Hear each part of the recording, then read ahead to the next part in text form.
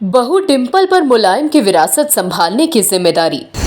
लेकिन डिंपल का सियासी इतिहास देख सपा समर्थकों में बेचैनी।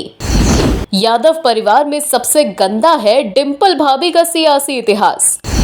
14 साल पहले अखिलेश की दी हुई जिम्मेदारी से भी हो गई थी फेल। जानिए डिंपल का सियासी इतिहास, जिसे देखने के बाद खुश है भाजपा आलाकमान। समाजवादी पार्टी के संस्थापक मुलायम सिंह यादव के निधन के बाद उनकी संसदीय सीट मैनपुरी पर उपचुनाव का बिगुल बज चुका है।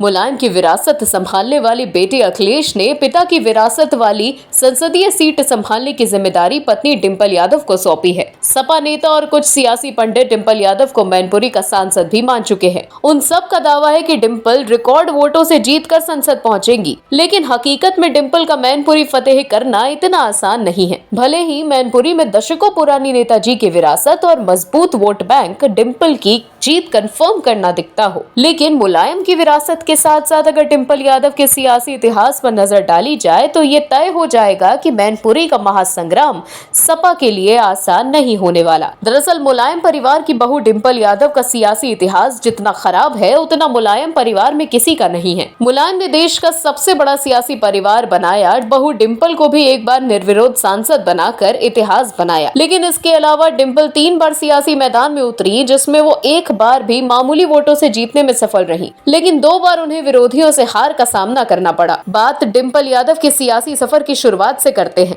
डिंपल यादव की पहली बार सियासत में तब एंट्री हुई जब 2009 लोकसभा चुनाव में अखिलेश यादव फिरोजाबाद और कन्नौज 2 लोकसभा सीट से चुनाव जीते। चुनाव के बाद अखिलेश यादव ने फिरोजाबाद सीट से इस्तीफा दिया और जब इस सीट पर उपचुनाव हुआ तो पत्नी डिंपल यादव को मैदान में उतारा। डिंपल के सामने कांग्रेस के टिकट पर पुराने सपाई और मशहूर अभिनेता राज बब्बर लड़े और मुलायम के गढ़ फिरोजाबाद को जीत लिया। मतलब कि डिंपल यादव अपना पहला चुनाव अपने पति की छोड़ी सीट, जिस पर वो कुछ दिन पहले बम्पर वोटों से जीते थे, उसे भी हार गई। हालांकि दूसरी बार जब अखिलेश यादव 2012 में उत्तर प्रदेश के मुख्यमंत्री बने और कन्नौज लोकसभा सीट से इस्तीफा दिया तो डिंपल यादव को निर्विरोध लोकसभा पहुंचा दिया। डिंपल यादव का पहला चुनाव भले ही गड़बड़ रहा, लेकिन 2012 में देश की प्रथम निर्विरोध सांसद बन उन्होंने इतिहास में नाम दर्ज कराया। फिर आया डिंपल यादव का तीसरा चुनाव और 2009 के बाद दूसरी चुनावी अग्नि परीक्षा।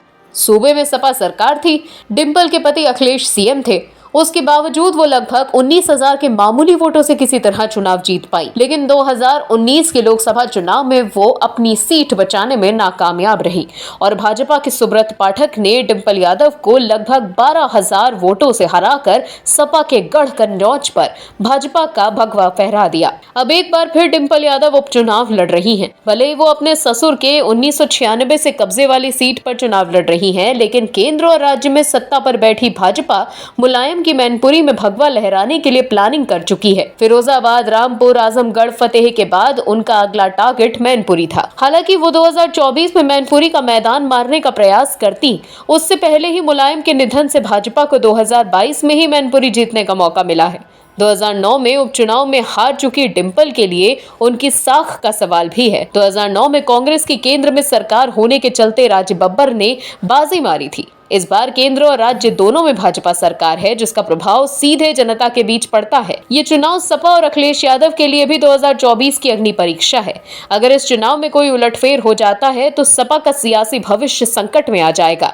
प्रशासन और चुनाव आयोग पर हमलावर रहने वाले अखिलेश यादव को सबसे बचकर हर हाल में मैनपुरी जीतना ही होगा। Bureau report, NTTV Bharat. Subscribe कीजिए आपका अपना चैनल NTTV भारत।